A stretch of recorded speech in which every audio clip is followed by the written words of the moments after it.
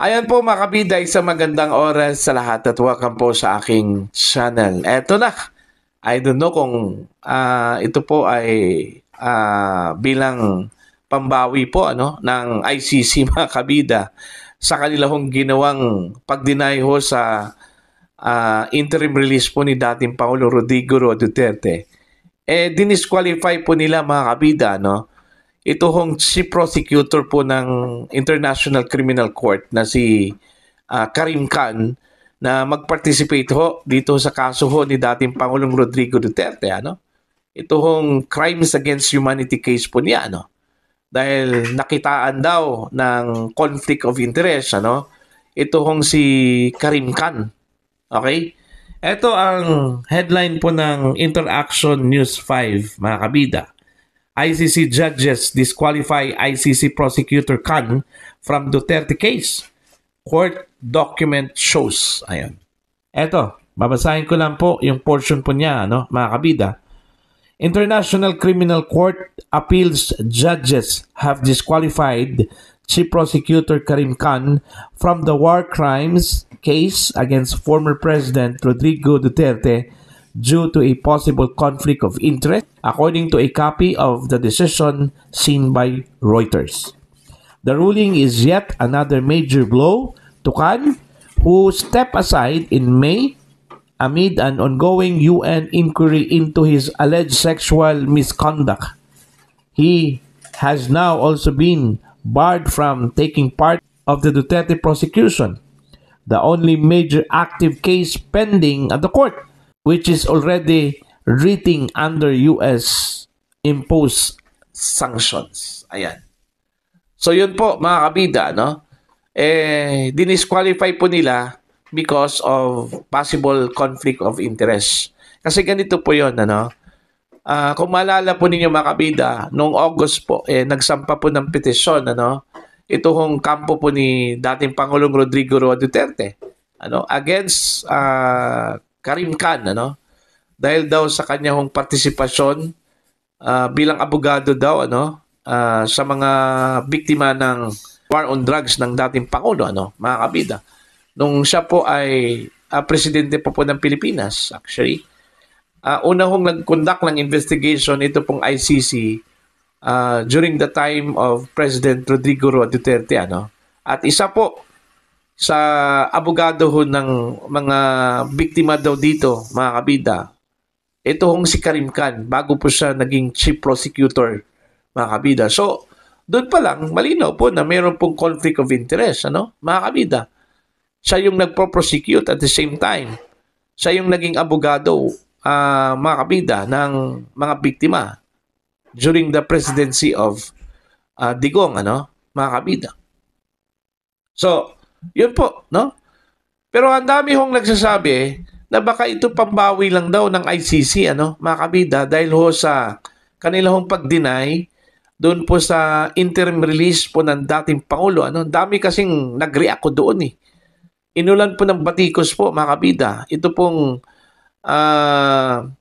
ICC, dahil unang-una po, kinwestiyon po nila yung kapasidad po ng International Criminal Court na mag-render ho ng desisyon doon po sa kalagayan po ng dating Pangulo, mga kabida. Kung tutuusin po, malinaw naman po na mayroong problema ang dating Pangulo in terms of his health condition, okay? At pangalawa po, matanda na po ang dating Pangulo po, mga kabida. 80 years old, okay? So, dapat mayroon pong consideration, mga kabida, po. Malinaw naman po, sa Rome Statute po, mga kabida, na pinahalagahan po nila itong humanitarian consideration, kaso lang po, pagdating ho sa dating Pangulo, wala, Okay, hindi po nila pinagbigyan po, mga kabida, po. So, marami hong nagsasabi na ito ay isang pambawi daw. Okay, para ipakita na fair ang ICC, mga kabida. Okay? Pero hindi naman po talaga big blow yun, yung pag-disqualify ho, mga kabida, kay Karim Khan. Kasi unang-una po since na nag-step aside ito, mga kabida, ito hong si Karim Khan, ano, dahil ho sa kanya hong kinakaharap na reklamo, ano, sexual misconduct against him. Okay, na isinampa daw ng kanya hong subordinate, ano, mga kabida, laban sa kanya. Okay? Hindi ho big blow yun kasi since then na nag-step aside ito, hindi na po nag-participate ito hong si Karim Khan. Ano? Yung kanyang deputy na po ang nanguna ho sa prosecution ho dito, ano, mga kabida. So parang wala pa rin. Parang walang nangyari, ano? Okay?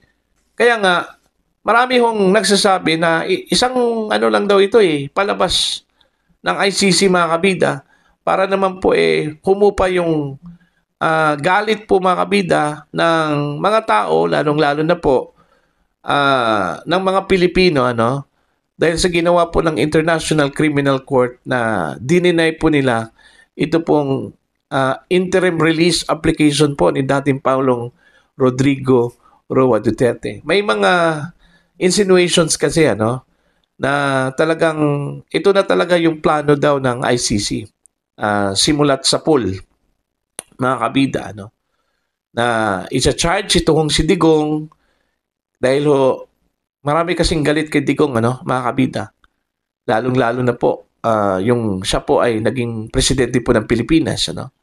May mga sektor po na hindi ho natuwa sa kanya hong ginawa. Although majority po, mga kabida, ng mga Pilipino natuwa po sa kanyang pamamalakad bilang Pangulo po ng Pilipinas. Pero meron pong makapangyarihang puwersa, no, mga kabida, na hindi ho natuwa, galit ho sa kanyang ginawa. Kaya yon, binalikan ito hong si Digong, ano. Ginamit po ang war on drugs, mga kabida. Isinampa po ang kaso po doon po sa International Criminal Court, ano, sa pangunguna po, mga kabida, ni dating Senador Antonio Trillanes at ito pong si Attorney Jude Sabio, ano, mga kabida.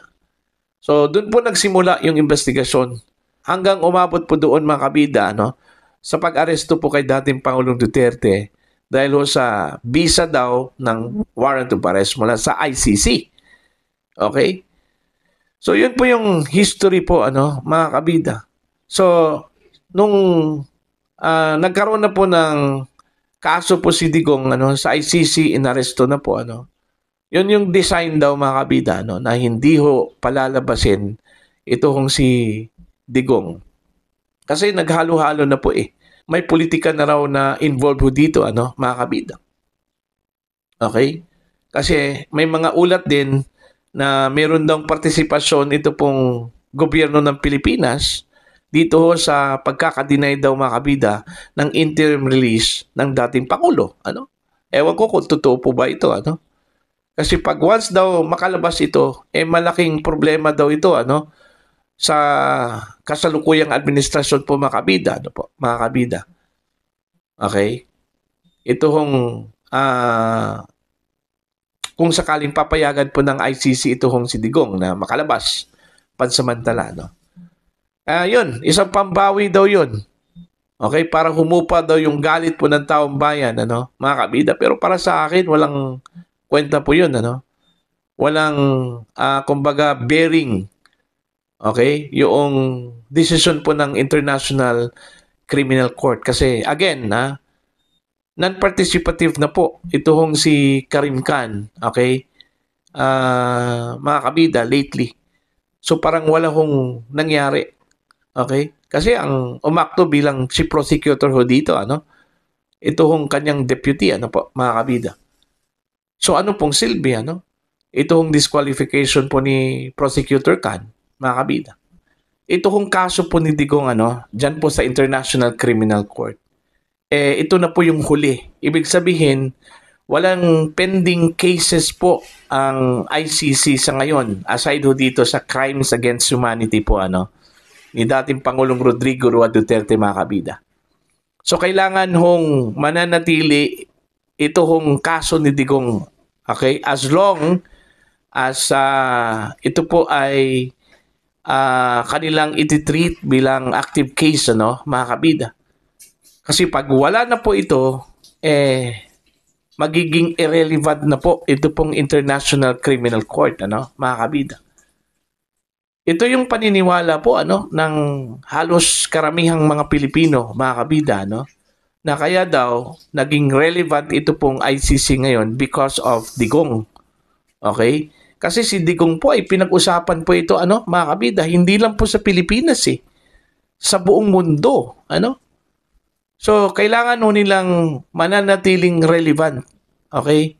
Kaya nga, itong kaso ni Digong po, mga kabida, kahit na po kung tutuusin po walang ebidensya 'Di ba? Mantakin nyo, 'di ba yung kanila ipinagmalaki po doon sa International Criminal Court, ito po mga nasa prosecution po mga kabida, na umabot daw ng 30,000 yung mga naging biktima ni Digong, nung siya ay presidente pa po ng Pilipinas sa ilalim po ng war on drugs, mga kabida. Subalit, na-reduce itong 30,000 into 79 victims. Di ba? Ang laking disparity po Oh, di ba? So ito, talagang sinadya talaga, Nasampahan po siya ng kaso kasi yung sinabi ko po kanina, meron pong makapangyarihang puwersa po, na hindi ho natuwa nung time po ni Digong bilang presidente po ng Pilipinas. Galit ho kay Digong, kaya gusto ho nilang bumagsak ito si Digong, Okay? Kaya ito, binalikan. Sinampahan po ng kaso dyan sa ICC, mga kabida, sa pamamagitan po ni dating Senador Antonio Trillanes IV at saka ito si Attorney Savio. Okay? At yun, since meron na pong kaso, itinuloy na po, mga kabida. Hanggang inaresto at ngayon nakakulong na po dyan po sa ICC. Kaya hindi na po nila ito pakakawalan, mga kabida. Dahil ito lang po yung nagbigay ng relevance po ng International Criminal Court. Kaya nga gusto nilang makonvict ito si Digong para mananatili relevant po mga kabida ito pong International Criminal Court. Okay? Para po sa inyo, ano po ang inyong opinion at pananaw dito? Please comment down. Sa mga hindi pa po subscribers sa aking channel, please subscribe. Just click the subscribe button, click the notification bell, click all para updated po kayo mga kabida sa aking mga uploads. Maraming salamat po sa inyo lahat.